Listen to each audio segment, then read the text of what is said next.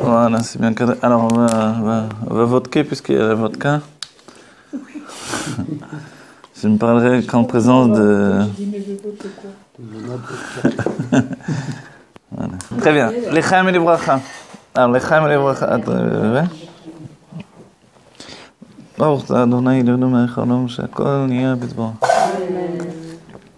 Très bien. Alors, vous vous rappelez... Voilà. D'être à côté du rabbi, je suis très intimidé. Vous vous rappelez qu'on a commencé donc une étude qui porte sur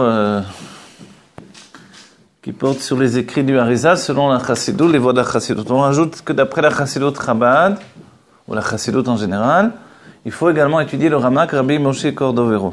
Ok? Voilà. Moi, mon cheminement pour arriver, j'ai été pendant 10 ans chaliar chez les Mekoubadim. J'étais pas le seul Chabad, on était 2, après 3 finalement.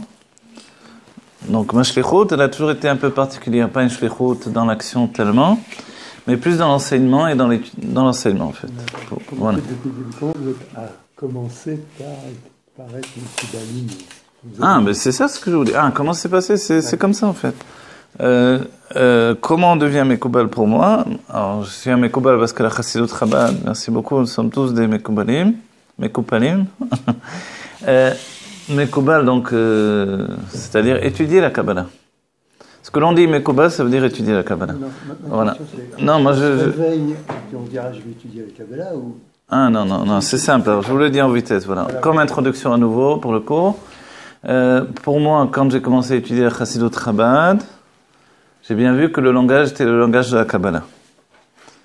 Et j'étais dans un collège Chabad, okay, le collège de Elitov à Sanhedria, à Jérusalem.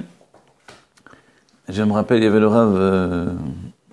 Rav Pesner, qui enseignait là-bas, qui est aujourd'hui à Paris, le Dayan.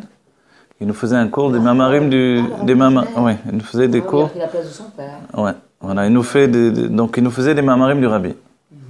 Et je lui avais demandé, parce que je voyais que tout ce qui était kabbalistique, alors on sautait. Ça devenait un gruyère, quoi. Pas avec lui directement, je veux dire, mais en tout cas, quoi qu'il en soit, je lui ai posé la question. Et lui m'a dit, avec le temps, on commence à comprendre, ça met des années, et on assimile les notions de Kabbalah en même temps que l'étude de la Chassidut. Ouais. Voilà. Moi, à cette époque-là, donc, je voulais tout connaître et je ne supportais pas cette manière d'étudier où il fallait attendre des années avant de comprendre les bases qui me permettaient de comprendre l'étude elle-même. Je dis, je ne peux pas attendre, moi, des années. Et il m'a dit, c'est comme ça, c'est pas le choix. Alors, j'ai prié Dieu directement. J'ai dit, Hachem, fais quelque chose, je ne peux pas rester comme ça, moi. Ou j'étudie pas. Si je veux étudier, je veux connaître tout de suite tout et me donner à fond dedans. Je vais pas rester bloqué pour un langage que j'ai pas encore assimilé. Personne ne m'expliquait qu'est-ce que c'était Keter, Chorma, Bina, et tout, quoi. Ce que l'on étudie aujourd'hui, ce que l'on doit étudier. Ok? J'avais un Rav, le Rav Zuckerman, qui m'enseignait le Tanya, la Mishnah, et je sais plus quoi d'autre, la Gemara aussi, je crois. Et je lui avais dit, mais comment